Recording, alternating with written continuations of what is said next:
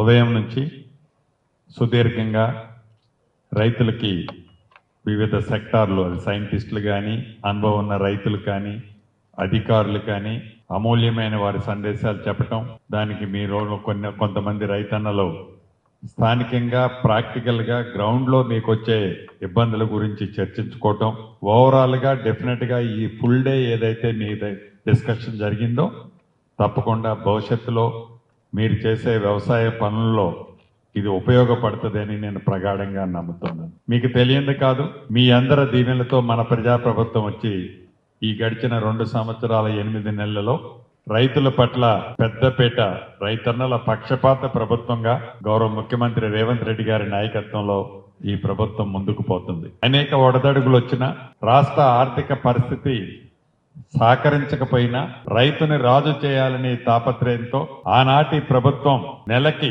2,500 కోట్లు యావరేజ్న ఖర్చు పెడితే, మన ప్రభుత్వం వచ్చిన తర్వాత రైతన్నల కోసం యావరేజ్న 5,250 కోట్లు మన ప్రభుత్వం వచ్చిన తర్వాత రైతన్నల కోసం వివిధ రూపాలలో రైతన్నలకి గడిచిన ఈ 2.5 సంవత్సరాల్లో మన ప్రభుత్వం ఖర్చు పెట్టింది. ఖర్చు పెట్టడమే కాదు, రైతులకు ఒక పూర్తి భద్రత, భరోసా ఈ ప్రభుత్వంలో కల్పించగలిగాం.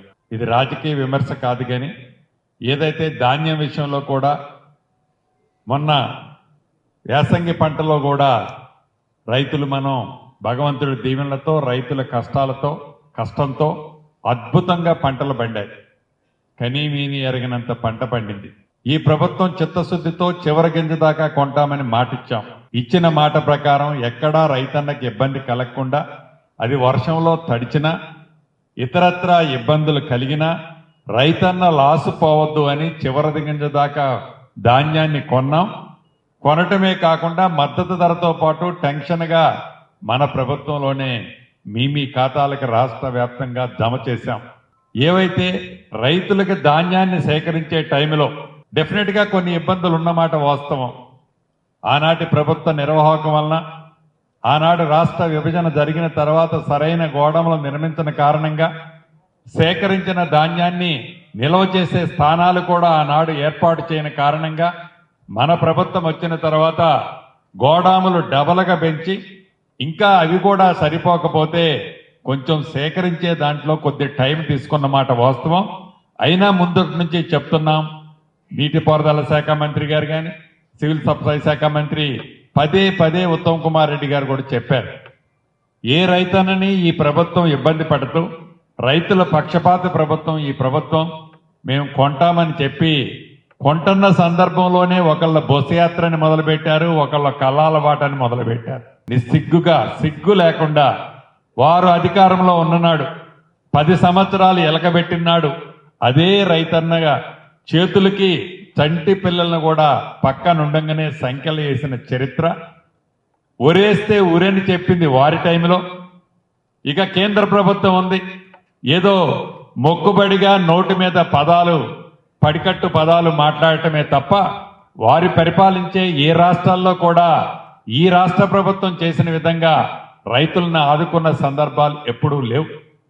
అంతెందుకు, మొక్కల విషయానికి వస్తే మన పక్కనున్న రాష్ట్రంలో 100-200 రూపాయలు క్వింటాల్కి ఇచ్చి చేతులు దులుపుకొని పోతే ఈ రాష్ట్ర ప్రభుత్వం చిత్తశుద్ధితో మద్దతు ధరతో మొక్కల్ని, జొన్నల్ని కొన్న ప్రభుత్వం.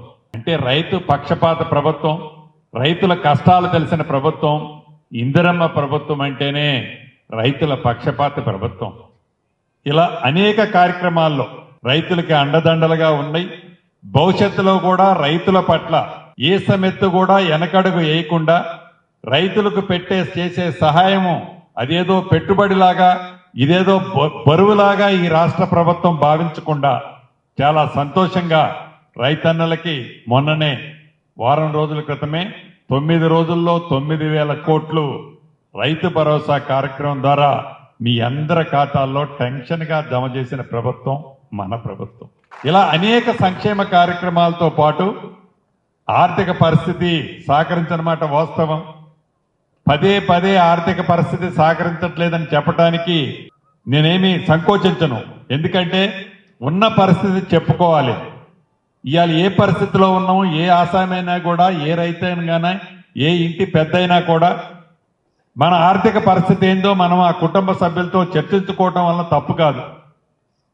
అలా చర్చించుకుంటుంటే 10 సంవత్సరాలు పరిపాలించిన పెద్దలు దాన్ని ఒక ఏదో ఎగతాళిగా, అదిగో డబ్బులు లేవంటున్నారు, అరే లేవు కాబట్టి లేవని చెప్తున్నాం, లేవని మేమేం ఒట్టి చేతులు చూపెట్లా, మళ్ళీ ఏదో ఆలోచించి మా రైతన్నలు ఆదుకునే కార్యక్రమం చేస్తున్నాం తప్ప ఒక్క నిమిషంలో ఒక్క విషయంలో కూడా రైతులంటే ఈ ప్రభుత్వం గతంలో వెనక్కిపోలేదు. మన ప్రభుత్వం వచ్చిన తర్వాత భవిష్యత్తులో కూడా రైతుల పక్షపాతి ప్రభుత్వంగా ఏ రకంగా అయితే ఈ గడిచిన 2 సంవత్సరాలు 8 నెలలు ఉన్నామో భవిష్యత్తులో కూడా అలానే ఉంటాం. ఇక వాళ్ళు చూస్తున్నారు గ్లోబల్ ప్రచారాలు, వింత వింత ఆకారాలు వేషాలతో వచ్చి ప్రజలతో పాటు ముఖ్యంగా రైతన్నల్ని మభ్యపెట్టాలని చూసే తీరు చూస్తుంటే ఏదో గుడ్డొచ్చి పిల్లని ఎక్కిరించినట్లుంది వాళ్ళ కథ.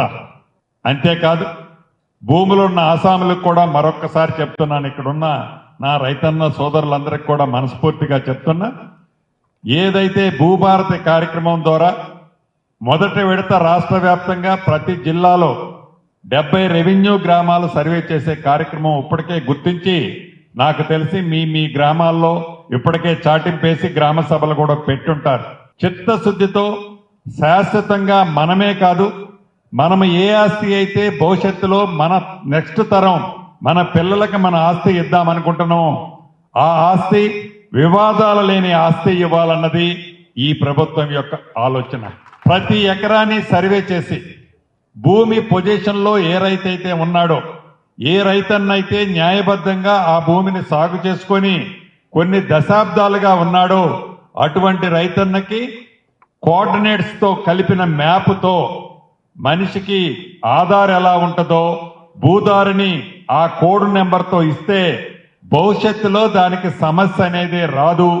అటువంటి కార్యక్రమాన్ని మొదట విడత 70 గ్రామాలు ప్రతి జిల్లాలో చేస్తున్నాం.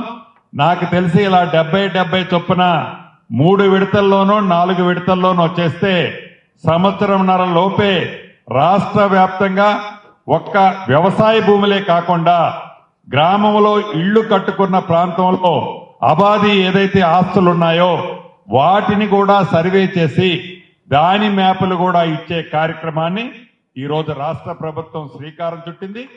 ఇక్కడున్న రైతన్నలే కాకుండా ఈ కార్యక్రమంలో పాలు పంచుకొని రాష్ట్రంలో ఉన్న భూములున్న రైతన్నలు, అబాది ఆస్తుల్ని కలిగిన వారు మీరు సహకరిస్తే ఈ ప్రభుత్వం నిజాయితీగా చిత్తశుద్ధితో మీ ఆస్తుల్ని క్లియర్ టైటిల్తో భూదారుతో మీకు మ్యాప్తో ఇచ్చే కార్యక్రమాన్ని చేస్తాము.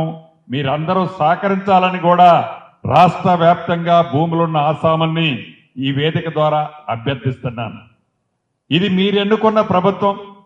ఇది చిత్తశుద్ధితో ఏది మంచి పని జరుగుద్దని అనిపిస్తే ఆ మంచి పని చేయటమే తప్ప ఈ ప్రభుత్వానికి కానీ గౌరవ ముఖ్యమంత్రికి కానీ రెవెన్యూ శాఖ మంత్రిగా నాకు కానీ మాకు ఈసమెత్తు స్వార్థం కానీ లాభం లేదు. రాష్ట్రంలో ఉన్న భూములున్న ఆసాములు తృప్తిగా ఉంటేనే ముఖ్యమంత్రి గారికి ఈ కేబినెట్ అయిన మాకు ఆనందం, తృప్తి అనేది మేము ప్రగాఢంగా నమ్ముతున్నాం. భవిష్యత్తులో కూడా ఏదైతే 10 సంవత్సరాలు పరిపాలించిన నాడు ధరణి అనే ఒక భయంకర భూతాన్ని ఇష్టం లేకుండా ఆనాడు 4 వ్యక్తులు 4 గోడల మధ్య వారి స్వలాభం కోసం, వారి స్వార్థం కోసం, వారి ఆస్తులని ఆక్రమించుకున్న వాటిని రెగ్యులైజేషన్ చేయడం కోసం తెచ్చిన ధరణిని డెఫినెట్ గా బంగాళాఖాతంలో వేస్తామని వేసిన తర్వాత తెచ్చిన భూభారతి మీ అందరికీ భవిష్యత్తులో రాబోయే రోజుల్లో అదొక చుట్టంలా ఉంటదని కూడా మనస్ఫూర్తిగా తెలియజేస్తూ, ఈ వర్ష ప్రభావం అనేది నాకంటే మీకు ఎక్కువ తెలుసు. రైతులు అనేక సార్లు అనేక కరువు కాటకాలు చూశారు. ఈ ఎల్నినో ప్రభావంతో వర్షాలు తక్కువ పడుతున్న మాట వాస్తవం. అనుకోకుండా అటు గోదావరి ప్రాంతంలో, కృష్ణా ప్రాంతంలో కూడా ఎగువన కురిసిన వర్షాల వలన కొన్ని ప్రాజెక్టులకి కొంతవరకు నీరు వచ్చింది. దాన్ని దృష్టిలో పెట్టుకొని తెలివిగా గతంలో మీకున్న అనుభవంతో మీరు మంచి పంటలు, ఉపయోగకరమైన పంటలు, నీరు తక్కువగా ఉపయోగించే పంటల్ని వేసుకోవాలని ఇప్పటివరకు సైంటిస్టులు చెప్పుంటారు. అదేవిధంగా సైంటిస్టుల కంటే కూడా మీరే ఒక పెద్ద సైంటిస్టులు. మీ అనుభవమే ఒక పెద్ద సైంటిస్టులకు ఉన్న అనుభవం కంటే ఎక్కువ ఉంటుంది. కాబట్టి అనుభవజ్ఞులైన మీరు వేసే పంట భవిష్యత్తుని దృష్టిలో పెట్టుకొని వేసుకుంటారని మనస్ఫూర్తిగా మీ అందరినీ కోరుతూ, ఉదయం నుంచి క్రమశిక్షణతో రైతుగా మీరు మీ పొలాలనే కాకుండా మీ పరిసర ప్రాంతాల్లో ఉన్న రైతులను కూడా ఒక పాజిటివ్ వేలో జరిగిన ఈ చర్చని మీ గ్రామాల్లో తీసుకెళ్లి 4 రైతులకి 40 మంది రైతులకి మంచి జరిగే విధంగా మీరు మీ ఉద్దేశాలు ఇక్కడ విన్నది నేర్చుకున్నది తెలియజేస్తారని తెలుపుతూ, మరొక్కసారి నా కుటుంబ సభ్యులైన రైతన్నలందరికీ మనస్ఫూర్తిగా మీ అందరి దగ్గర సెలవు తీసుకుంటున్నాను.